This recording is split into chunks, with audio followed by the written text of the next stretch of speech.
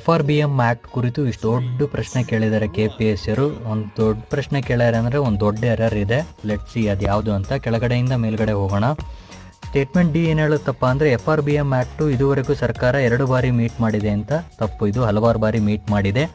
Statement C ಏನು ಹೇಳುತ್ತೆ, ಸರ್ಕಾರ ಫಿಸಿಕಲ್ ಡೆಫಿಸಿಟ್ ಮತ್ತು ರೆವೆನ್ಯೂ ಡೆಫಿಸಿಟನ್ನು ಯಾವುದೇ ಕಾರಣಕ್ಕೂ ಎಕ್ಸಿಡ್ ಮಾಡೋಂಗಿಲ್ಲ ಅಂತ. ಇದು ತಪ್ಪು. ಹಲವಾರು ಸರ್ಕಮ್ಸ್ಟಾನ್ಸಸ್ಸಲ್ಲಿ ಇದನ್ನು ಬ್ರೀಚ್ ಮಾಡ್ಬೋದು. ನ್ಯಾಚುರಲ್ ಕಲಾಮಿಟಿ ಮತ್ತು ರಾಷ್ಟ್ರೀಯ ಭದ್ರತೆ ಬಂದಾಗ FRBM ಆ್ಯಕ್ಟನ್ನು ಬ್ರೀಚ್ ಮಾಡ್ಬೋದು. ಇಲ್ಲೇನಪ್ಪ ಕೊಟ್ಟಿದ್ದಾರೆ ಮೇಜರ್ ಎರರ್ ಅಂದರೆ ಗ್ರಾಸ್ ಸ್ಟೇಟ್ ಡೊಮೆಸ್ಟಿಕ್ ಪ್ರಾಡಕ್ಟ್ ಅಂದರೆ GSDP ಅಪ್ಪ. ಬಟ್ ಇಲ್ಲಿ ಅವರು GDP ಅಂತ ಬ್ರಾಕೆಟಾಗಿ ಕೊಟ್ಟಿದ್ದಾರೆ.